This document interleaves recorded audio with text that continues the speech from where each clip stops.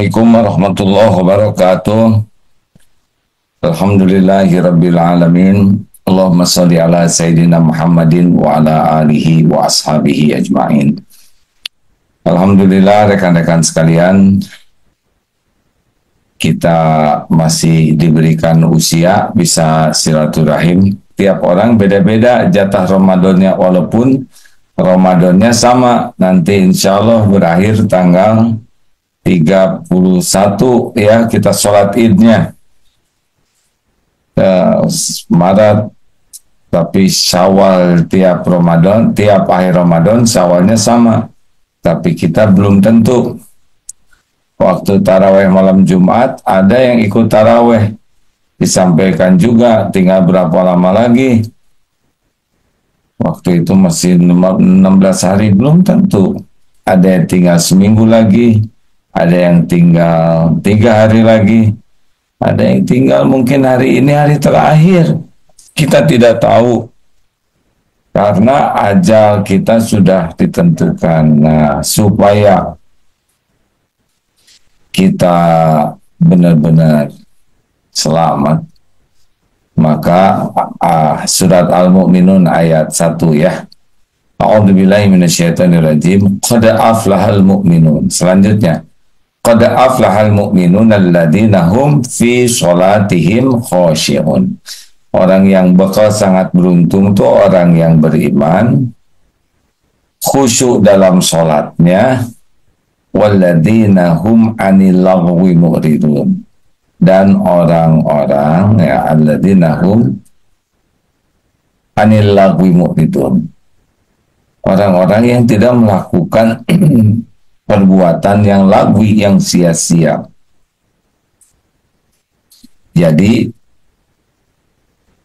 bukan hanya maksiat yang harus kita tinggalkan, tapi apapun yang tidak ada manfaatnya. Min husni islamil mar'i tarkuhu malayan. Di antara ciri kualitas kebaikan Islam seseorang adalah meninggalkan perkataan, perbuatan yang sia-sia, yang tidak ada manfaatnya. Jadi, mulai sekarang kita harus selalu bertanya kalau mau melakukan sesuatu. Insya Allah, maksiat kita tidak lakukan sekuat tenaga lah ya. Ramadan ini rem untuk berbuat maksiatnya lebih kuat. Tetapi kita masih banyak melakukan kesia-siaan. Bicara sia-sia, berbuat sia-sia, berpikir yang sia-sia. Nah, ini mulai harus kita pelajari. Kenapa?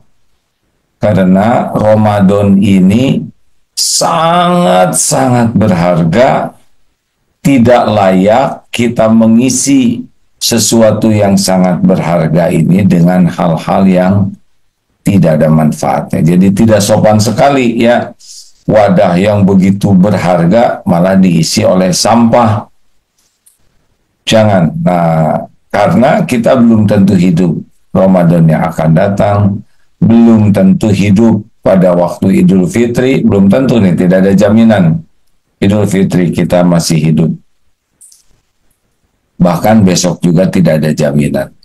Jadi selain kita meninggalkan maksiat, kita juga serius ini manfaat atau tidak. Ini saya bicara manfaat atau tidak. Ini saya mikir manfaat atau tidak. Apa yang saya lihat ini manfaat atau tidak. Apa yang saya dengar manfaat atau tidak. Apa yang saya lakukan manfaat atau tidak. Terus mikir ya, ini akan jadi pahala atau tidak. Karena ada yang tidak jadi dosa tapi tidak jadi pahala. Nah, ini sia-sia. Padahal waktu sangat berharga. Kita tiap waktu berkurang ini waktu hidup kita ini ya, seperti yang diibaratkan kita berada di kebun yang sangat luar biasa ranum, mahal, buah-buahnya sangat spesial, dan kita bisa memetik sepuas-puasnya. Ibaratnya begitulah Ramadan ini. dan waktu bukanya ini makin sedikit, waktu gratis mendapatkan ini makin sedikit, dan kita tidak tahu lagi akan ketemu lagi dengan momentum seperti ini atau tidak. Makanya penting bagi kita di bulan penuh berkah ini melatih diri tarkuhu malayani, meninggalkan segala sesuatu yang tidak ada manfaatnya. Dari mana dulu? Biasanya sekarang yang paling mudah mencuri waktu kita adalah handphone, media sosial. Zaman kita sekarang tidak bisa lepas sepertinya dari handphone, teknologi, media, dan ini sudah takdirnya kita hidup di zaman ini. Tinggal bagaimana kedisiplinan kita dengan apa yang kita lihat.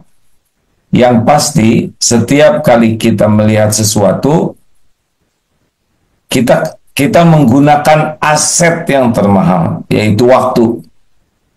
Setiap kali kita melihat sesuatu, melakukan sesuatu, pasti menggunakan waktu.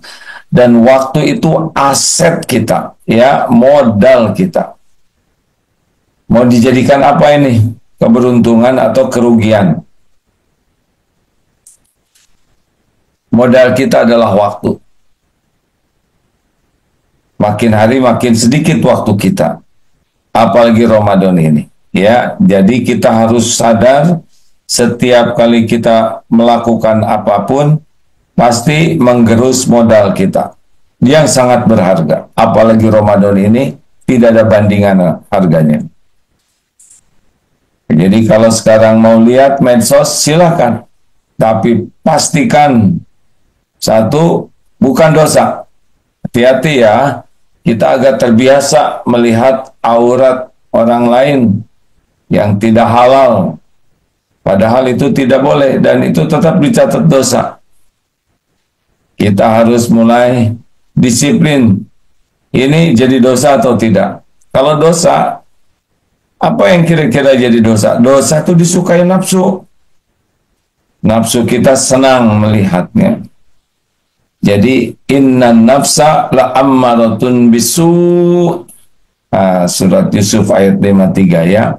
Sesungguhnya nafsu itu, hawa nafsu itu selalu mengajak kepada keburukan. Jadi nafsu ini suka melihat tayangan-tayangan yang jadi dosa. Dan pertanyaan kedua ini, kira-kira manfaat atau tidak nih? Apakah tayangan ini? Apa sih yang disebut manfaat? Yang disebut manfaat, satu yang bisa menguatkan iman. Yang kedua yang bisa jadi amal soleh. Yang ketiga yang bisa tawasobil haq. Yang keempat tawasobil sober. Itu kan wal asr, demi masa innal insana lafi khusr, sesungguhnya setiap insan dalam kerugian kecuali illal ladina amanu wa amilus solihat wa tawasobil haq wa tawasobil sabr. Ini kalau enggak empat ini rugi. Satu, yang menguatkan iman yang nambah yakin ke Allah, kepada rukun iman, yang nambah yakin kepada malaikat ada dan tugasnya, sehingga kita merasa ada malaikat, yakin, yang menambah keyakinan kita kepada percaya bahwa Allah menciptakan kitab, yang nambah keimanan kita kepada para nabi, rasul, yang nambah keimanan kita tentang hari akhir, yang nambah keimanan kita kepada takdir. Ini penting. Yang kedua, wa amilus solihat. Jadi kita harus serius bahwa yang kita lihat, yang kita lakukan jadi amal soleh. Jadi amal yang disukai Allah, jadi pengantar kita husnul khotimah, jadi teman di alam barzah, jadi teman di yaumal hisab yang memberatkan timbangan kebaikan kita, dan yang bisa jadi bekal pulang, mendatangkan rahmat Allah sehingga kita jadi ahli surga.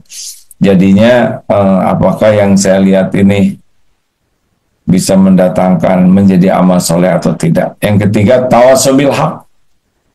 Apakah yang saya lihat, saya ketemu, saya jumpa dengan orang ini bisa saling berwasiat dalam kebaikan, dalam kebenaran hak. Banyak di medsos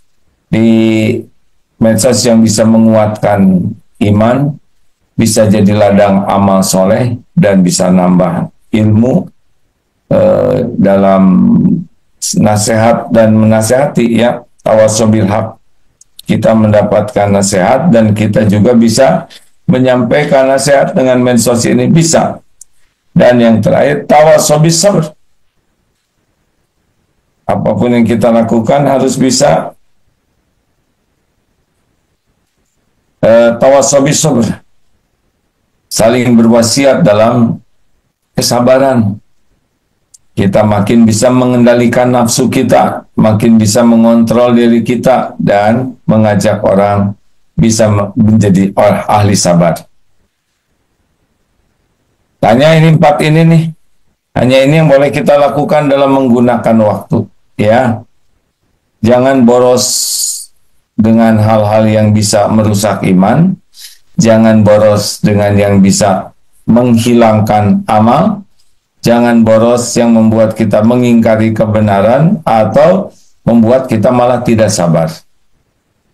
Mudah-mudahan dengan adanya acara ini kita bisa lebih hati-hati menggunakan waktu kita. Nah, berita sangat banyak, ada berita politik, berita macam-macam ya, berita artis, berita ekonomi, berita. Bolehkah kita tahu? Kalau itu manfaat silakan, tapi lihat siapa diri kita dan waktu kita ini gimana nih, apa yang paling penting. Nah, para ulama dari terdahulu, ya, para sahabat Nabi, kalau sudah Ramadan itu sangat mengurangi hal-hal yang tidak menguatkan iman, tidak jadi amal, tidak tawasobil haq, juga tidak tawasobil sabr. Oh, maaf. Jadi bahkan kalau kita dengar bagaimana para sahabat itu lebih fokus kepada Al-Quran, karena ruh dari Ramadan ini adalah Al-Quran. Al-Quran itu adalah kalam Allah, ya. Kita bisa berpuasa juga karena perintah ada dalam Al-Quran. Demikian pula sholat dan semua kebaikan itu rujukannya adalah Al-Quran. Dan Rasulullah juga Al-Quran. Ketika ditanya seperti apakah akhlak Rasul, Al-Quran. Oleh karena itulah waktu kita yang paling penting selama Ramadan ini kita isi dengan zikrullah. Siapa yang paling bagus Ramadannya? Yang paling banyak zikrullahnya. Dalam bentuk apa zikrullah? Macam-macam. Belajar ini adalah zikrullah. Thalabul ilmi dengan niat mencari keriduan Allah dengan cara yang benar. Ini zikrullah. Kita sedang zikir nih. Lalu apa? Sholat, zikrullah. Dan Quran ini the most important, yang paling penting adalah interaksi dengan Quran. Maka kalau kita lihat yang sukses Ramadannya bisa menjadi penggugah dan pengubah dalam hidupnya, lihat keterikatannya, keakrabannya, dan kebahagiaannya bersama Al-Quran. Ada yang nikmat, ada yang nikmat, ada yang agak nikmat, ada yang berat sekali dengan Quran. Nah, Allah melihat semuanya. Yang tahu bahwa setiap Ramadan juga malaikat Jibril datang, dan Rasulullah yang dapatkan informasinya justru pengecekan lah mungkin, ya, pengecekan Al-Quran yang sudah disampaikan wahyu itu pada bulan Ramadan dengan malaikat Jibril, sehingga terus terverifikasi dengan izin Allah. terjaga kesempurnaan Al-Quran. Nah, rekan-rekan sekalian, satu hal yang sangat bisa menghindarkan kita dari perbuatan sia-sia dan dosa adalah kita lengket, lekat, dan akrab dengan Al-Quran.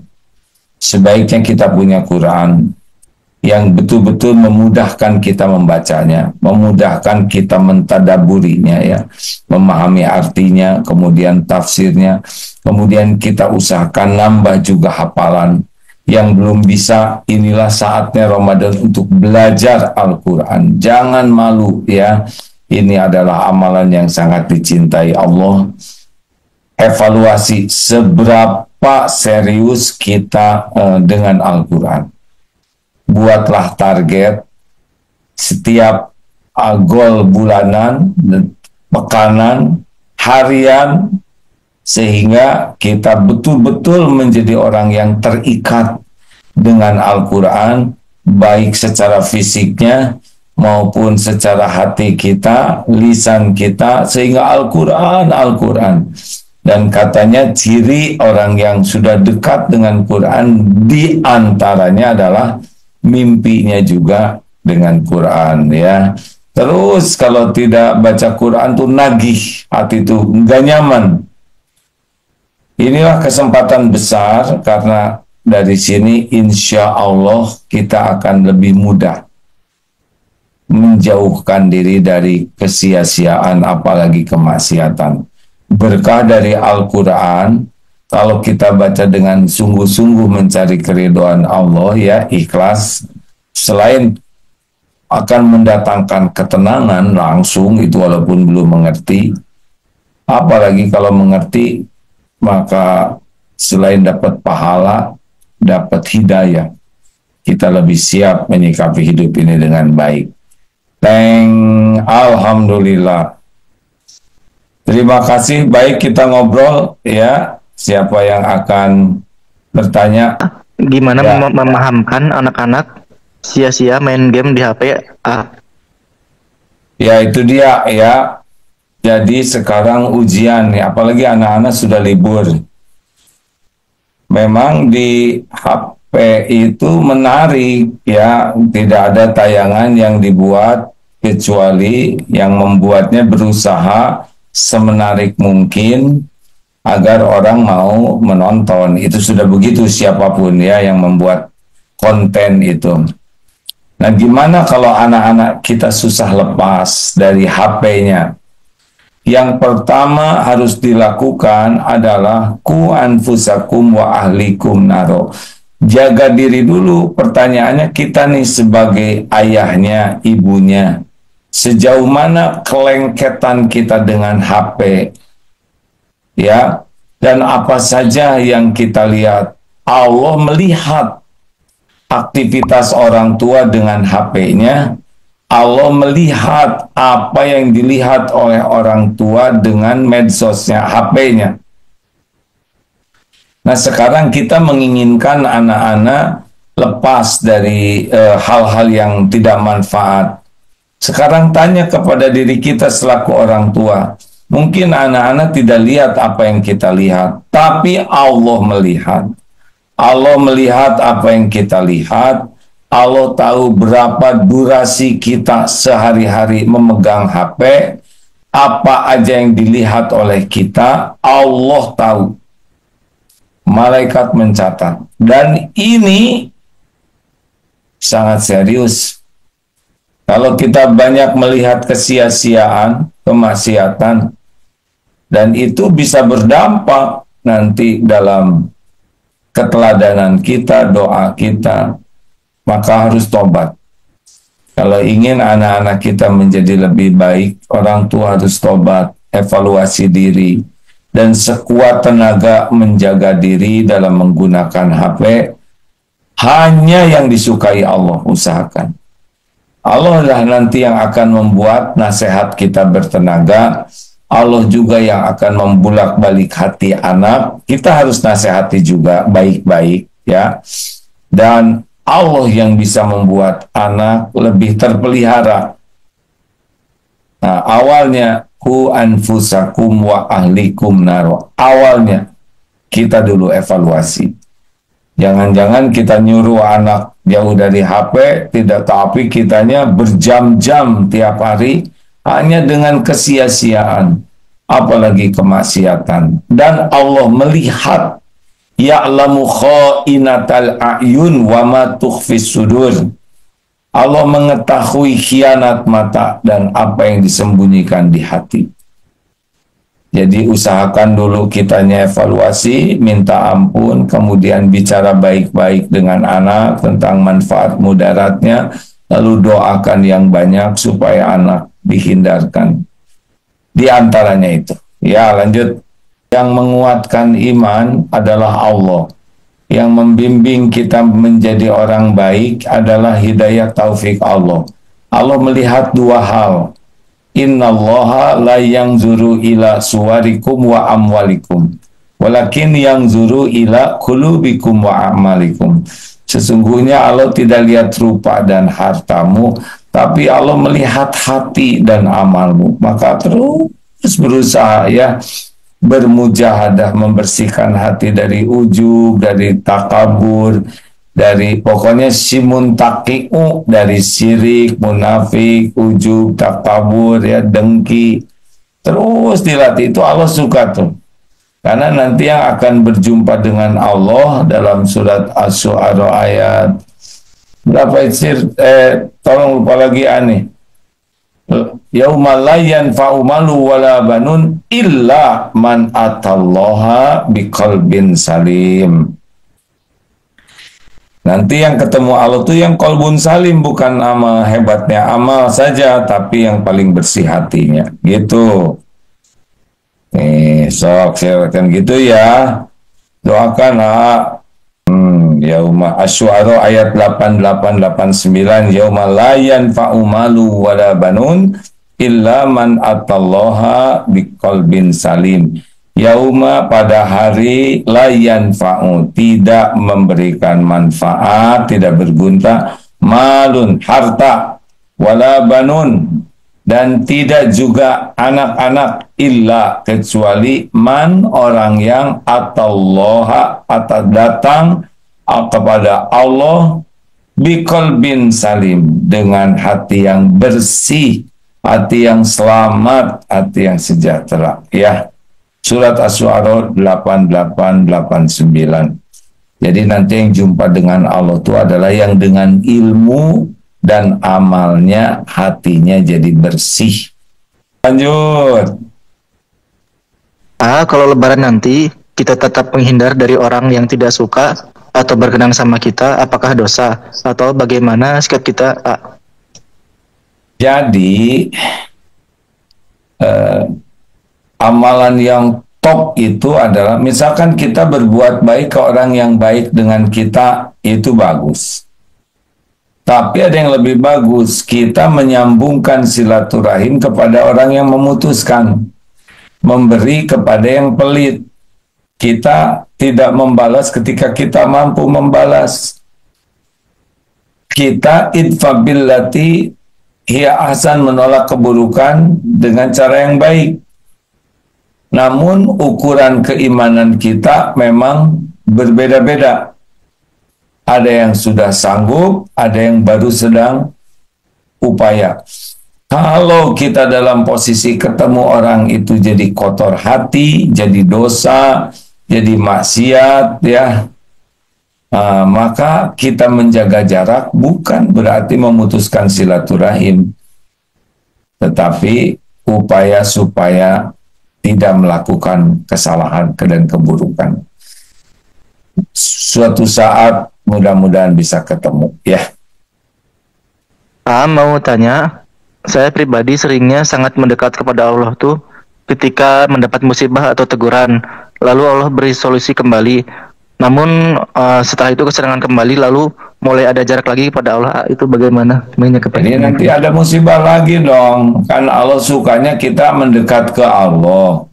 Kalau kita hanya mendekat ke Allah dengan musibah, maka besar kemungkinan nanti akan ada lagi musibah-musibah yang membuat kita jadi ke Allah lagi, ke Allah lagi. Harusnya Ketika musibah kita mendekat ke Allah. Ketika ditolong kita lebih mendekat lagi.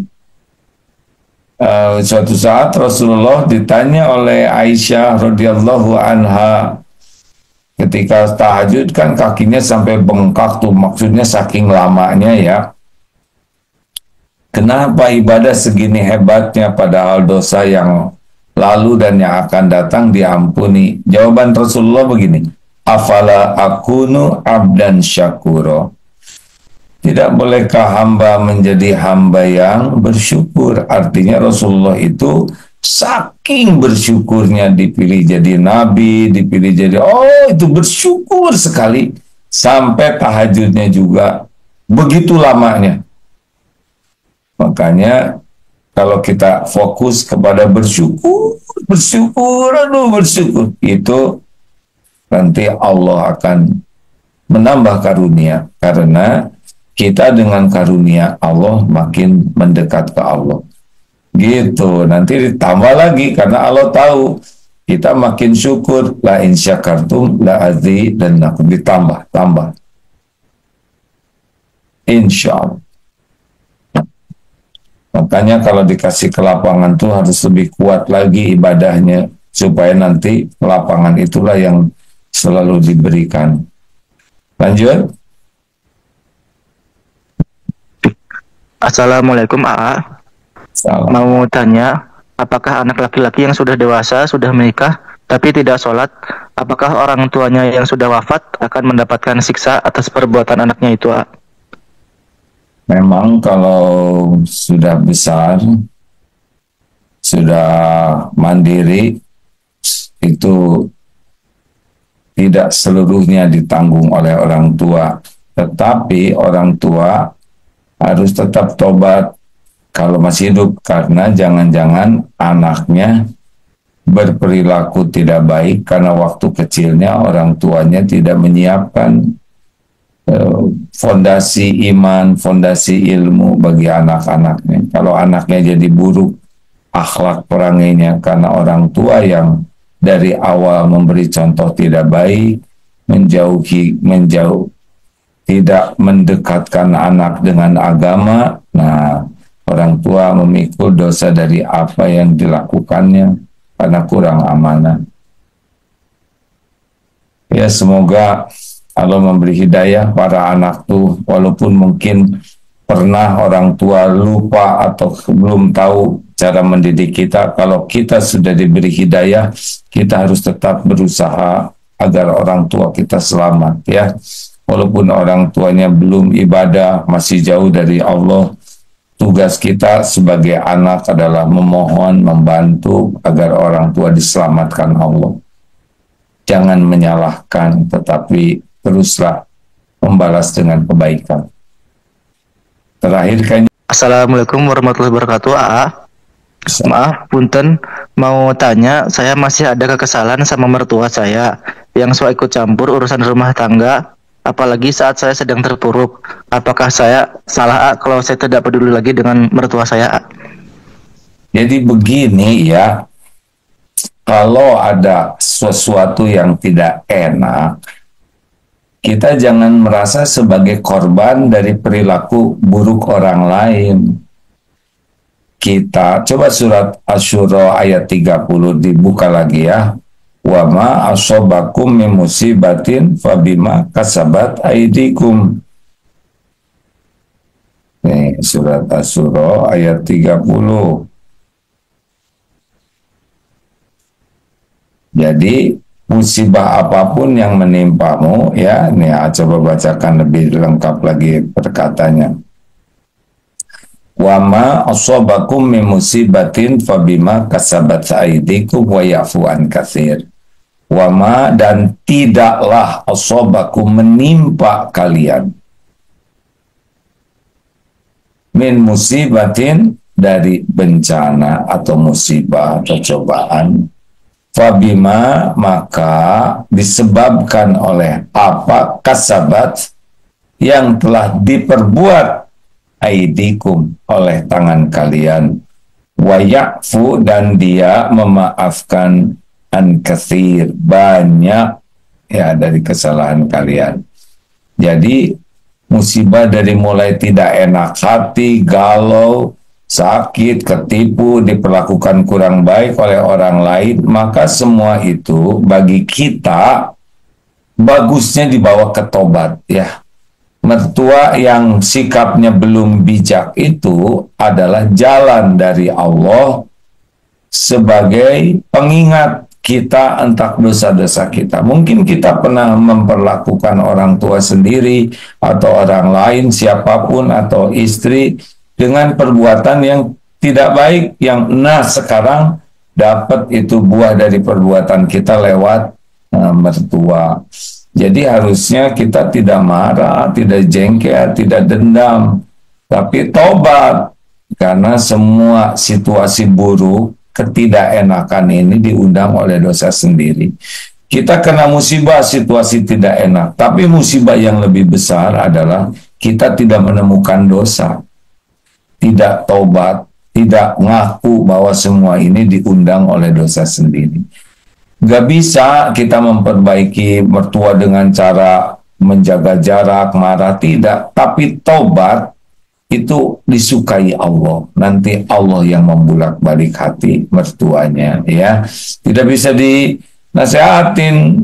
Gimana nasehatin ke mertua yang lagi sebel sama kita? Yang bisa itu adalah tobat, PDLT, perbaiki diri dan lakukan yang terbaik lillahi ta'ala. Doa yang banyak, Allah yang membulak-balik hati. Nah, ada sahabat Nabi kalau kudanya rewel saja itu langsung tobat pada kudanya yang rewel, ya. Kudanya jadi tidak bagus ini dipacunya atau dikendarainya, rungsing, segera tobat. Ini pasti dosa saya nih. Itu kuda yang rewel, ya, tobat. Nah, itulah. Jadi kalau ada apa-apa tuh segera, jangan merasa diri jadi korban orang lain. Kita ini korban keburukan kita sendiri. Banyak tobat, minta ampun. Nanti Allah yang ngebulak-balik hati. Kita tidak bisa membulak-balik hati siapapun. Doakan kebaikan. Sesudah kita minta ampun, kita ridho dengan takdir, kita minta ampun, kita bersyukur, banyak nikmat lain, dan ikhtiar dengan mendoakan nasihat dan doa yang baik. Terima kasih. Jazakumullah khair. Subhanakallahumma bihamdik, asyhadu alla ilaha illa anta, astaghfiruka wa atubu ilaik. Assalamualaikum warahmatullahi wabarakatuh.